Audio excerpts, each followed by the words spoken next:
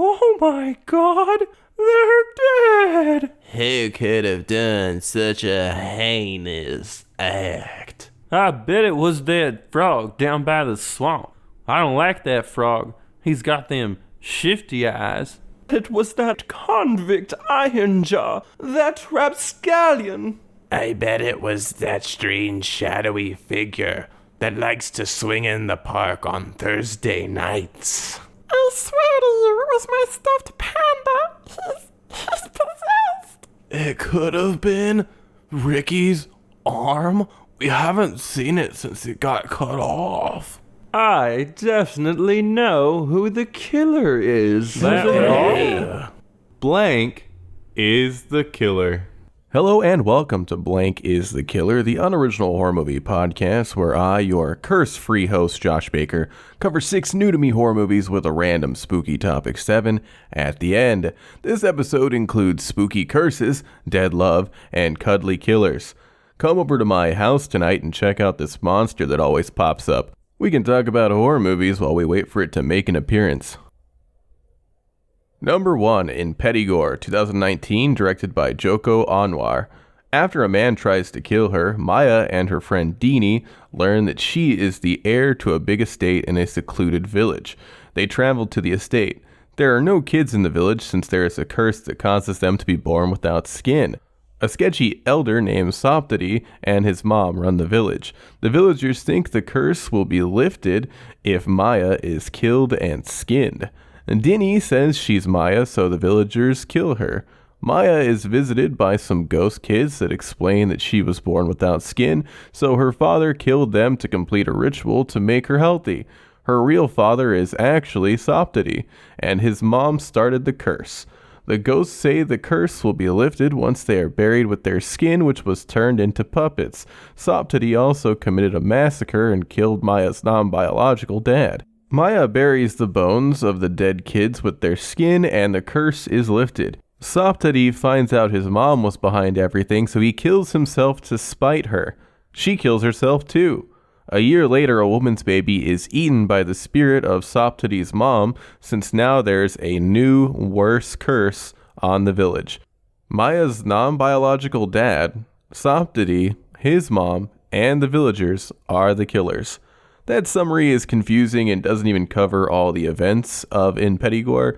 Basically, a girl named Maya goes back to her hometown and learns the truth about a bunch of stuff while a curse is going on. There's a part where one of the ghost kids pops up in the passenger seat of a man's car, but I don't think it's revealed if he dies after crashing the car, as you do after being spooked by a ghost kid. The villagers not only kill Dini, they also kill the man that took Maya and Dini to the village. A very interesting thing in Impetigore is what you could call spite suicide. Soptity kills himself to get back at his mom. He says that he'll come back and haunt her forever. She then plays the reverse suicide card and also kills herself. Another character threatens to kill herself and haunt people that want to cause her harm. I have no idea how to Google if this is an Indonesian thing. I gave Googling this phenomena the old college try and came up empty. If you happen to know about Indonesian culture and know whether or not committing suicide specifically to come back and haunt someone is actually a thing, let me know. I doubt it is and assume it's just something that the writers came up with, but could see it being similar to seppuku in Japan. Turns out the last recorded instance of seppuku in Japan happened in 1970. Why am I even bringing this up? I think killing yourself because you're so mad at someone else that you want to haunt them is incredibly metal. For a movie about skinless babies where a lady needs to be skinned to break a curse, there isn't a ton of gore. One person who was born skinless and grew up and baby Maya are shown, but the images are forgettable. None of the characters that are shown skinless are easy to recall, like the girl in the movie Martyrs. Could a person survive without skin for an extended period of time? Soptity framing Maya's non-bio dad for a big massacre is a strange plot point. There didn't seem to be any reason for it to happen, and it makes the character unforgivable. It is a little cheap that Impetigore is a movie shrouded in mystery until the Ghost Kid Exposition Squad decides to spill the beans. Maya doesn't find out information in interesting ways. It's just shown to her through a mind meld. Get out of my head, dead kids. The concept of a worse curse happening once a curse is lifted is an interesting one. A movie that has a group of goofballs solving curse after curse where things just keep getting worse sounds like decent bones for a horror comedy. Visually, Impetigore has a bunch of interesting locations. The big abandoned mansion is neat. Did I say a bunch? I just meant the mansion. The acting is solid overall. No one stuck out as being bad. Impetigore is a serviceable horror movie. It probably won't leave a big impact on you, but it's better than a lot of the garbage out there. Number 2, After Midnight, 2019, directed by Jeremy Gardner and Christian Stella. A guy named Hank has a live-in girlfriend named Abby who wants him to propose. One day, Abby disappears. While Abby's gone, a monster starts showing up at Hank's house. The monster eats Abby's cat.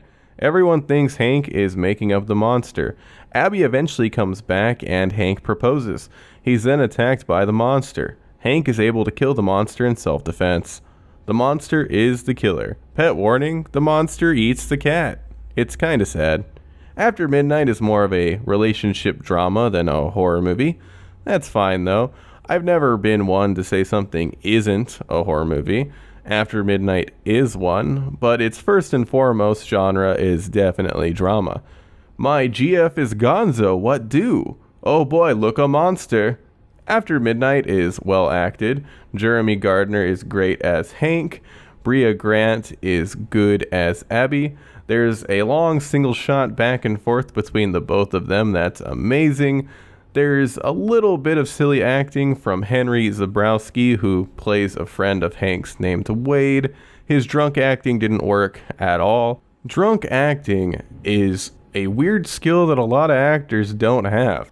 A good example of drunk acting is John Dunsworth's portrayal of Jim Leahy in Trailer Park Boys. That man could drunk act. R.I.P. Mr. Dunsworth. Turns out there's a Blink-182 song called After Midnight. I'm a big fan of their earlier stuff. I did not like the song After Midnight. Back to the movie. The design of the monster is unique and interesting. The easiest way to describe it is porcupine lion alien. It's a bit CGI-y in parts, but it looks pretty good overall. Considering the monster shows up around the same time every night, it is surprising that Hank is unable to photograph it in any way. Some people are really bad at taking pictures. There is definitely a show or movie about someone who tries to take pictures and consistently has shots where their thumb is covering the lens. I can't for the life of me remember what that was in. It seems like a common trope. It would have been funnier if Hank's finger ruined all of the pictures. Instead of that happening, he's just too dang slow to take a pic of the monster. Someone didn't grow up playing Pokemon Snap. That game helped give a whole generation of photographers snap reflexes.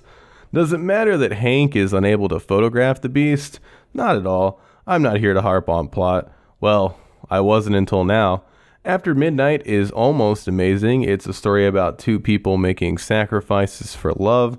It ends with Hank being exactly who Abby wanted him to be. Then he kills a monster. That's the oopsie daisy right there. After Hank transforms into Maximum Boyfriend Hank, Maximum Fiancé Hank, instead of being interrupted during a karaoke rendition of Lisa Loeb's Stay, in parentheses, I Missed You.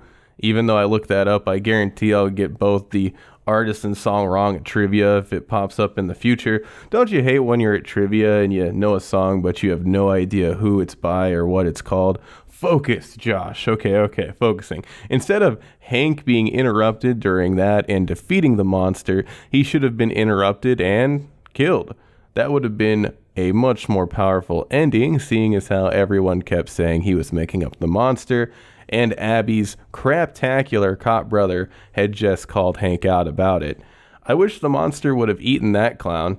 If the movie didn't want to end on an absolute downer, it could have also ended when Hank was tackled by the beast. Sure, people would have assumed he died, but optimistic folks could have decided he lived. If you're looking for a compelling movie that's mostly about a struggling couple that also happens to have a spooky monster in it, consider checking out After Midnight. Oh, I forgot to call out the cop for choosing The House of the Rising Sun for his karaoke song. That's a terrible song to sing at karaoke night. Number 3, Kindred, 2020, directed by Joe Marcantonio. A pregnant woman named Charlotte's husband, Ben, dies after being kicked by a horse. Charlotte ends up living with Ben's mom, Margaret, and his half-brother, Thomas, at their large estate. Charlotte is losing time. She doesn't want to stay at the estate, but she finds out the cottage she lived at with Ben has been sold. Charlotte continuously tries to escape. Thomas admits to killing his drunk father. Charlotte finds out Thomas has been drugging her.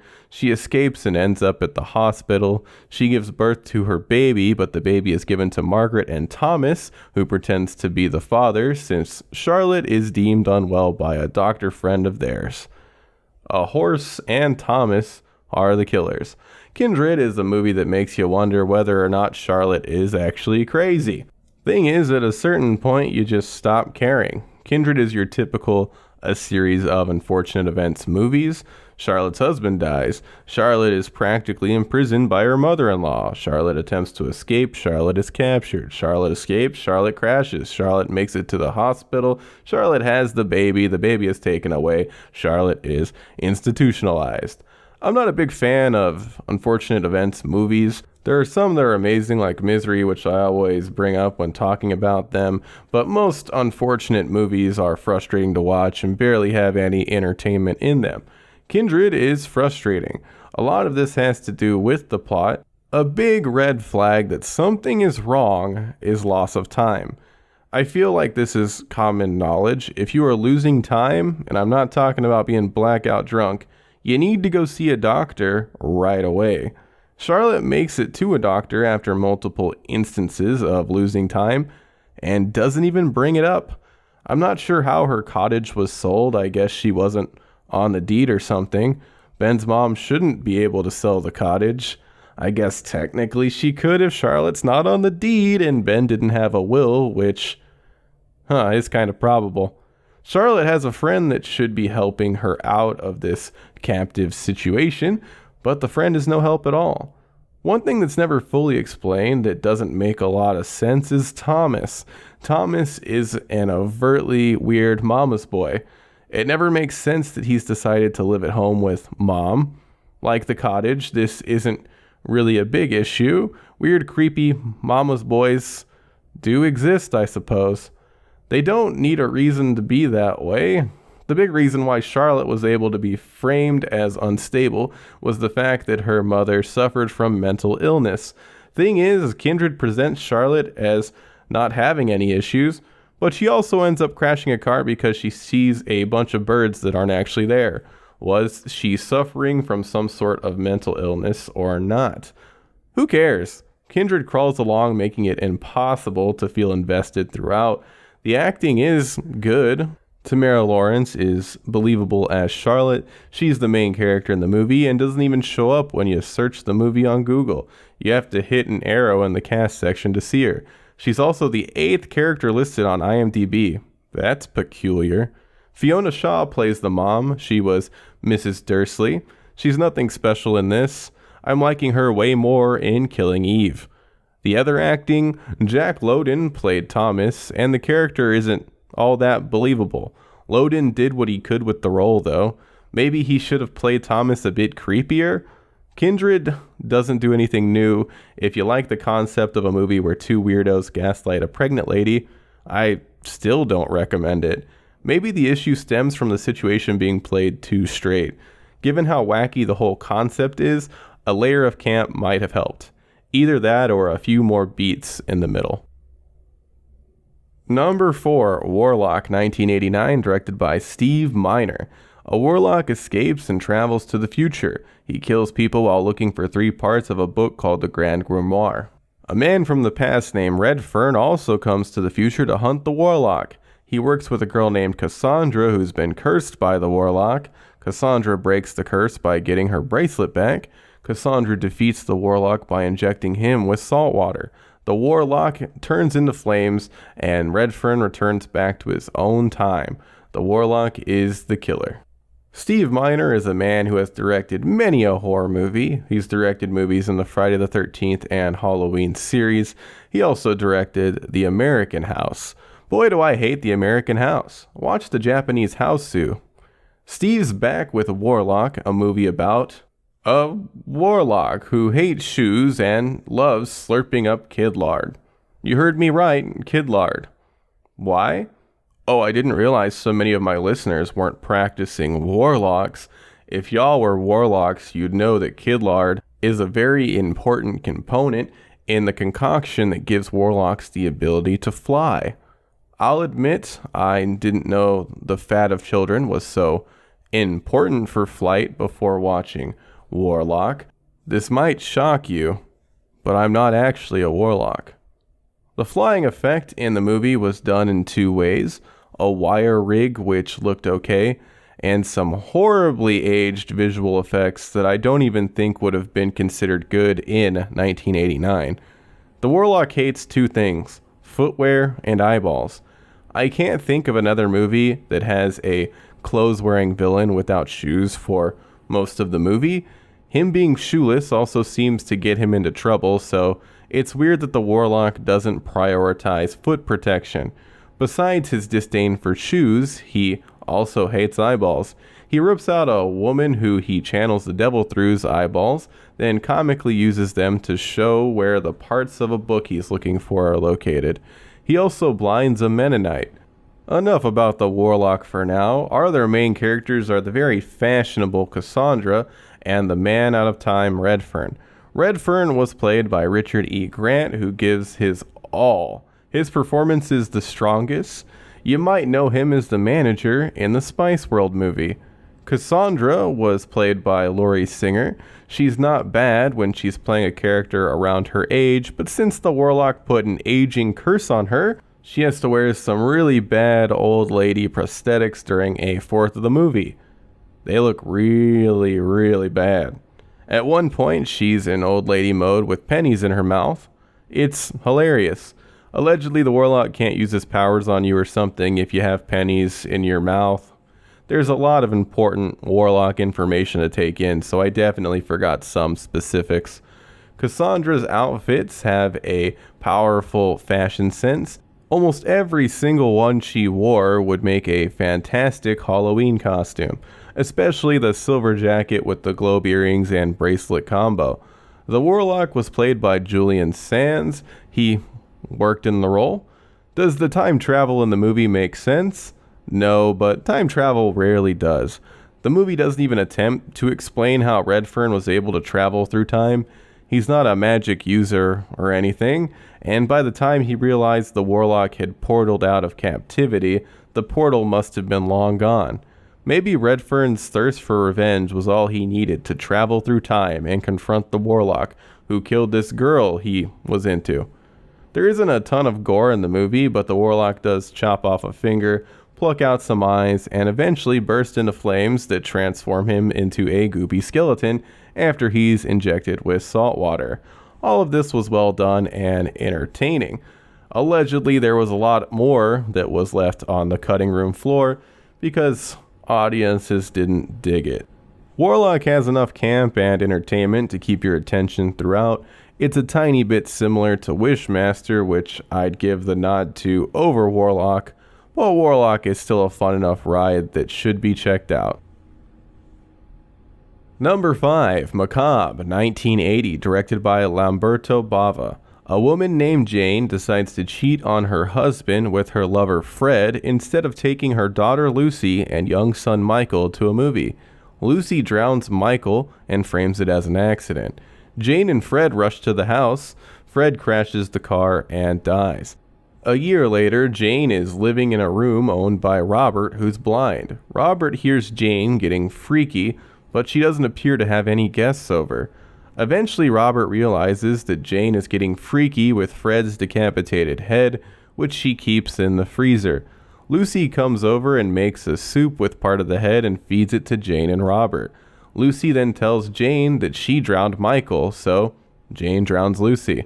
Jane pushes Robert down some stairs and assumes he's dead. She starts getting freaky with Fred.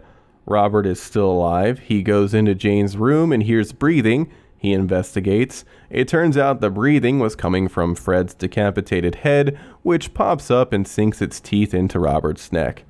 Jane, Lucy, a car crash, and Fred's head are the killers. Sure, Lucy drowned Michael, but Jane wasn't killing Lucy in self-defense. I'll give all you listeners a second to take that summary in. Have you processed everything? Fratricide, filicide, necrophilia. Well, that last thing might not technically be accurate, seeing as Fred's decapitated head had enough life in it to jump up and chomp Robert's jugular. With a summary that jam-packed with wacky lunacy, would you be surprised to find out 2/3 of Macabre are a slow, boring slog where characters do chores? Multiple chores are shown, including a riveting scene where Robert does the dishes. Was sitting through the dull parts worth the payoff? Definitely. Would some more death in the middle be a welcome addition? Yeah, Macabre would have benefited from one more death in the middle when things slowed down. Maybe Lucy could have killed another kid or something. There could have been a scene where her dad said he wouldn't be able to take her to a movie that ended with the camera zooming in on her enraged face as ominous music played over top. I guess she didn't have another sibling to kill though. As far as gore goes, there isn't much in Macabre. You see a bit of blood splatter after the car crashes. There's a bit when Fred's head bites Robert. Fred's head is technically gore. I guess I'm oddly desensitized to this stuff at this point, considering I was about to not even count a decapitated head as gore. The head looks great. As soon as the locked freezer is shown, it was obvious it contained some assortment of body parts. There's only 2 reasons to lock a freezer: body parts and frozen dessert addiction. And Jane didn't appear to be an ice cream fiend. The whole time I was watching the movie, I was waiting for the head reveal. Robert finds it first, but he can't be 100% sure it's a head. Lucy ends up seeing it and doesn't even react because she's a weird little psycho like her mom. The acting, you ask? It's awful, which is a good thing. Like most Italian movies of this period, I'm not going to say all because there might be an exception, Macabre is dubbed in English. This leads to hilarious delivery across the board. I'm not sure if Veronica Zinni, the actor who played Lucy, also did the voice, but if she did, the dubbing makes it seem like it's someone completely different. All I know for sure is that Bernice Sanders, who played Jane, was dubbed by a different actor for the English language version. That makes me assume Lucy was too, but I can't confirm that. Stanko Molnar played Robert, and he doesn't even change his facial expression throughout the entire movie. It's kind of funny. Regarding Jane and Frank's decapitated dome's relationship, it's true. It does in fact give getting head a whole new meaning. I'm sorry. It said I had to do that joke in my imaginary contract that doesn't exist. Jane doesn't really try to hide that she's doing some weird sex thing. She makes sure to loudly masturbate so that everyone in the entire house can hear her. The only other person in the house is Robert, but still. Robert loves one thing: chicken noodle soup. It's his favorite. I want to believe that Lucy specifically made a decapitated head soup for the sole reason to ruin soup for Robert. It's a shame Lucy dies. Macabre isn't a typical slow burn, even though it does drag in the middle. The payoff is worth the wait. Did I say payoff? The payoffs are worth the wait. If you decide to watch the movie, here's a tip that will help you get through the boring parts. Take a drink every time you see a porcelain animal, not a shot. If you take a whole shot every time you see one, you'll die of alcohol poisoning.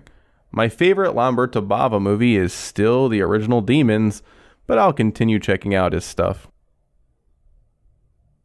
Number 6, Benny Loves You, 2019, directed by Karl Holt. A 35-year-old named Jack's parents die tragically on his birthday. Jack now owns his childhood home, but he can't afford to keep it. While getting ready to move, he puts his favorite childhood stuffed animal, Benny, in a box labeled rubbish. Benny comes to life and starts killing people that were giving Jack problems. Jack doesn't want Benny to kill. Jack meets a woman named Dawn. Benny keeps killing. Dawn tells a story about her childhood doll, Abby, that ended up killing her mom after she tripped over it. Jack, Dawn, and a guy named Richard try to stop Benny. Richard is killed by a robot toy he created. Abby shows up and is defeated by Dawn. Benny is shot a bunch by cops. The cops help cover up the deaths since no one will believe Benny did it. Jack and Dawn drive off. Birthday accidents, Benny, Abby, and other toys that came to life after being thrown away are the killers. Benny Loves You stars Karl Holt as Jack. Holt also wrote and directed the movie. One of my least favorite tropes is attractive cool girl is randomly into loser dude who has nothing going on. That trope is in Benny. There's no reason for Dawn to like Jack. The first third of the movie is spent showing just how big a loser Jack is. The only way Dawn's attraction to Jack makes sense is if she's some kind of weird psychopath. At one point in the movie, pet warning, Benny kills Jack's boss's dog. It's ridiculous. The dead dog's body, which has a lot of screen time, doesn't look real at all, so it's not all that disturbing. Dawn doesn't know that Benny is alive and killing things at this point, so when Benny comes up behind her with the pooch corpse, Jack grabs the corpse and begins savagely beating it before throwing it out a window and saying it was about to attack Dawn. Okay, so Dawn thinks this dude she just started seeing has just destroyed a small dog for no reason. Obviously, she's mortified. Initially. She then comes back later and bangs Jack after helping him clean up what she believes is gore left from a dog killing. Huh? Yeah, this makes absolutely no sense unless Dawn is a freak. Before I forget to mention it, pet warning again, Benny also kills a cat, which also turns into a silly stuffed animal. Jack isn't a likable character, he's a sad sack. He doesn't take responsibility for his failures. Even so, since he's the main character and has so much screen time, you start to think he's okay.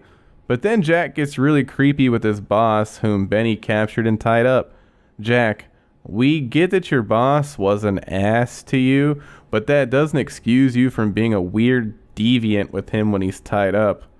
There's a lady that comes over to look at the house since it's for sale. She also came home with Jack one time in the past and freaked out when she realized he was a man-child living with his parents, which was pretty funny. Benny attacks the lady, so she goes up in the attic to get away from him. The movie ends without resolving the whole lady in the attic thing. I guess they just forgot she was up there. Benny Loves You is a bit chaotic. The movie's fast and loose with cuts. It has the throw spaghetti at the wall and see what sticks approach. Most of the humor landed for me. At first I assumed the director, writer, star was a VFX artist that wanted to make his own movie since Benny is full of well done CGI, but Karl Holt doesn't have any VFX work listed on IMDb. Even though there is liberal use of CGI, I'd say 90% of it looks amazing for an indie film. Practical effects are also used for a lot of the gore, which looks good and fun. There are a few original songs in Benny. One of the songs by KRTL, I'm assuming Control, is called Things Are Not the Same When I Am Around You, and it's catchy and great. The acting works for what Benny is. Most of the performances are funny and solid. Everyone is hamming it up. Benny speaking only in lines the stuffed animal had programmed before he became a killer is great.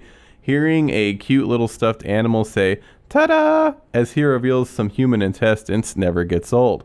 Benny Loves You doesn't perfectly stick the landing. It stumbles quite a bit, but ends up in an endearing I did it pose. I give it a soft recommendation.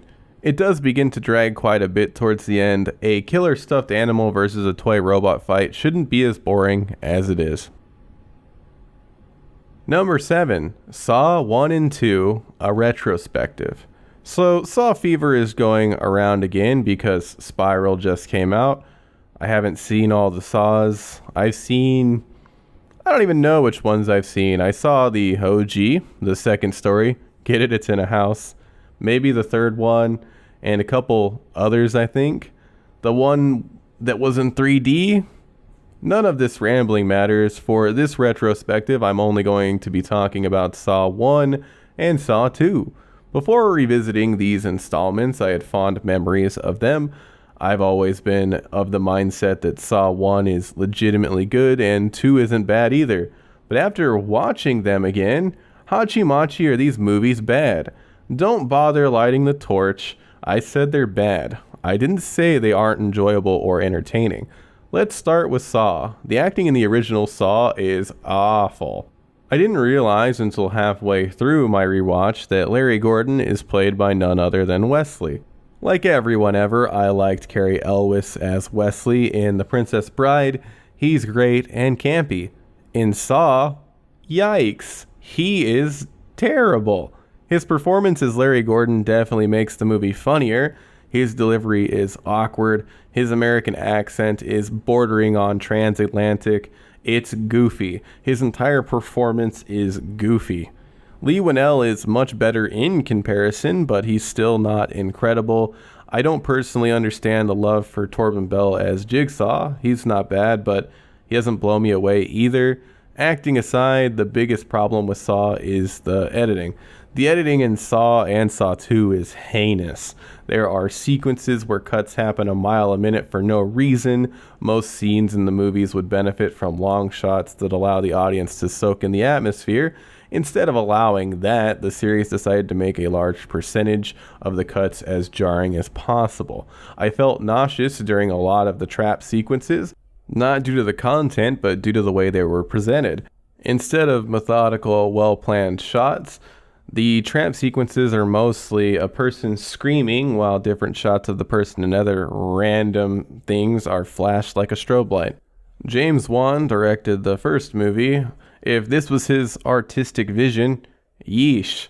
I haven't seen a Conjuring movie in years, but I don't recall that series being anywhere near as erratic with the editing. Lee Winnell should have directed Saw. The screenplay is solid, the story is interesting, the twists are fun, the direction is painful. There are parts of the movie where it's truly baffling. No one said, hey, let's do another take. This one is whack. I remember really liking Saw 2 since it was basically the first escape room movie I'd ever seen. It also has one of the most horrifying sequences with the hypodermic needle pit. Most Saw traps are over the top in their design, which makes them less scary and more fun to watch. A simple pit of pointy syringes? Now that's spooky. I didn't remember that the live stream kid in Scream 4 was in Saw 2. The acting is a bit better in the sequel, I know that's shocking, but I can't overstate just how bad Cary Elwes is in the original. The whole Saw universe is weird, it's like this grungy hell world. That's not a ding, just an observation. Jigsaw gets pretty fast and loose with his rules. In the second movie, Jigsaw is fully aware that the people he kidnapped were arrested because Detective Matthews planted evidence on them. Why are you punishing these people that were framed, Jiggy? The hell, man? His motives weren't amazing in the first place, I guess. They always seem to be, you're kinda bad, so learn to love life or die.